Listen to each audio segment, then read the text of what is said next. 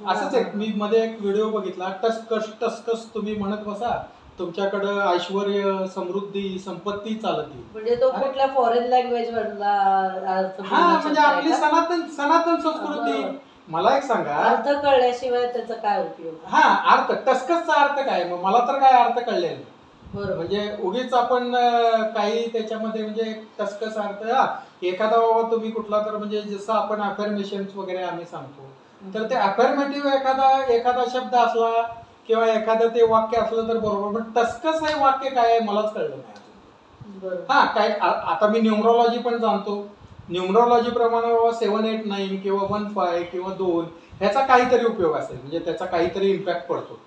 म्हणजे अगदीच 100% नाही, पण त्याचा 20%. म्हणजे तुम्ही हातावर 33 लिहा शुक्राच्या उंचवट्यावर, शुक्राचा नंबर आहे 6, 3 3 लिहा, त्याला गुरुचं पण पाठबळ मिळतं. 24 लिहा, म्हणजे त्याचा मूलांक येतो 6, आणि ते 2 आणि 4 ची पण तुम्हाला त्यामध्ये हे मिळते. हे म्हणजे हे थोडंफार खरं आहे.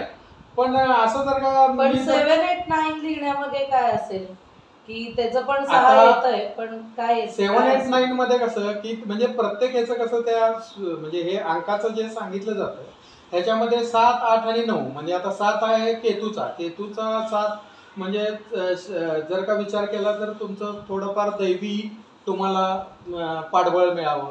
8 नंबर आहे शनीचा जरी असला तरी 8 नंबर हा पैशासाठी जरा हे केला जातो. 9 नंबर आहे हा तुमचा मंगळाचा. म्हणजे ह्या तिन्हीचं कॉम्बिनेशन करून बाबा त्याचं काहीतरी हे करून प्लस त्याचा जो काय मूलांक जो येतो हा 3 येतो. म्हणजे 6 येतो. 7, 8, 9. 7, 8, 9 चा 8 आणि 7 15 आणि 9 24. 6 येतो. म्हणजे त्याला काय झालं की त्याला शुक्राचं पण पाठबळ, म्हणजे शुक्र हा लक्झरियस दाखवतो. म्हणजे हा एखादा शब्द लिहिणे किंवा हा एखादा म्हणजे हे अंकाची एक हे लिहिणे हे एक ठीक आहे, पण ते टसकस किंवा आणि कुठले तर स्विच वर्ड ह्याचा काय उपयोग होतोय मला आजपर्यंत कळले नाही. बरोबर.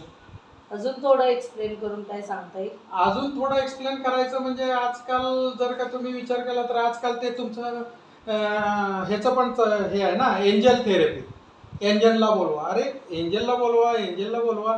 मला एक सांगा, आपल्या संस्कृतीमध्ये जर का विचार केला, एंजल याचा अर्थ काय? एंजलचा अर्थ आपले देवाचे दूत, देवदूत. तर आता आपल्या इथं मला सांगा, स्वामी समर्थ आहेत, गजानन महाराज आहेत, ब्रह्मचैतन्य गोंदवलेकर महाराज आहेत, आपले आळंदीचे ज्ञानेश्वर माऊली आहेत. असा जर का भारतात मध्ये असलेल्या संत सज्जनांचा जर का आपण